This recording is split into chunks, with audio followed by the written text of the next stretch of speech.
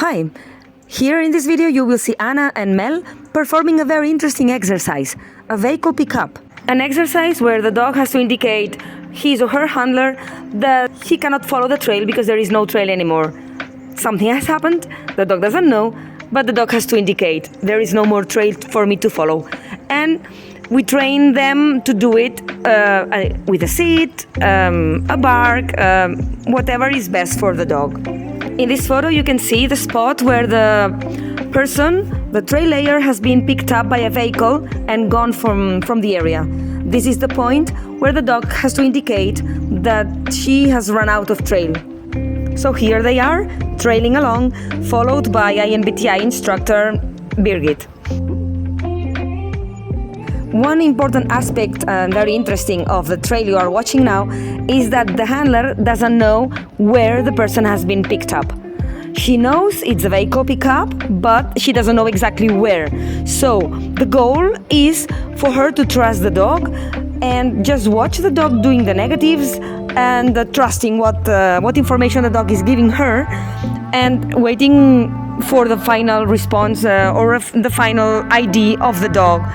And then when the dog gives us this ID, in this case is a sitting ID, we will confirm, the instructor will confirm the handler if they are on the right spot, if they are too far away, if they are behind, etc. So this way we can see, and the handler can see, if she's really trusting the dog, if she's letting the dog work without interfering.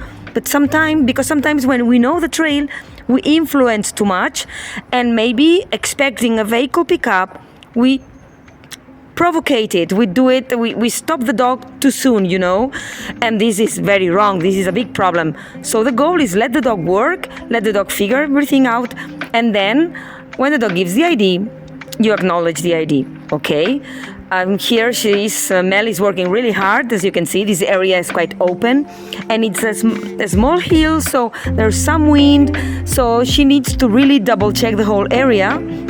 It's not a lot, but she's moving very well. The handler is dancing away with her, letting her work, because this dog has a lot of experience. This dog has a very clear and good communication with the handler, so the handler must expect an ID. Okay, this is what you would do, for instance, in an evaluation, let's say.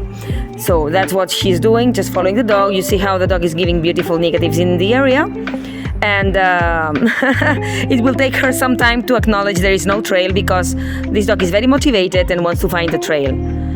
Yeah, here you have a beautiful ID. The handler gives the dog a small reward, because we want the dog to understand it's good to tell the handler when she has a problem. We don't want the dog to search for the trail. If there is no trail, she should tell the handler. And now, to finish in a good way, we do a small intensity. Okay, because we want to create this good emotion in the dog after a hard exercise that was somehow a little bit frustrating for the dog. Okay, so we do this exercise for this purpose, and it's been a very beautiful exercise. And here the dog is coming to the photographer.